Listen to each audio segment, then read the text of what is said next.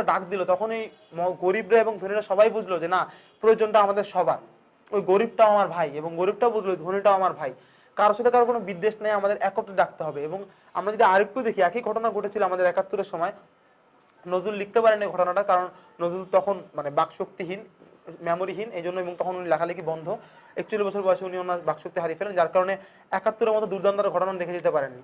দেখলে হয়তো আমাদের বিদ্রোহী কবি আরো তুখোর কিছু ডেলিভারি তখন দিত এই ৭১-এর জন্য। দুর্দান্ত একজন লোক। এবং তারপরে ৭১-এর যে ব্যাপারটা, সেই ৭১-এ কি ঘটলো, আমাদের বঙ্গবন্ধু শেখ মুজিবুর রহমান যখন ডাক দিলেন, তখনও ঠিক একই ঘটনা।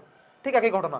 জাহানারা ইমামের এসির রুমে থাকা খুব লুতুপুতু মানে বড়লোক চাকরি পাওয়া ছেলে রুমি, সেও ক্র্যাক প্লাটুনে যোগ দিল, হাতে রাইফেল নিয়ে চলে গেল। একটা চাষার ছেলে, সেও যোগ দিল। একটা স্কুল বালক, সেও যোগ দিল। ডাকটা এতটাই গভীরে ছিল, কারণ শেখ মুজিবুর রহমান আমাদের বঙ্গবন্ধু, উনি মানুষের থেকে মানুষের তফাৎ করতেন না। প্রত্যেকটা মানুষ এক। উনি বুঝতে পেরেছিলেন বাংলাদেশে আসলে ধনী গরিব বলে কিছু নাই, প্রত্যেকটা মানুষের জনগণ।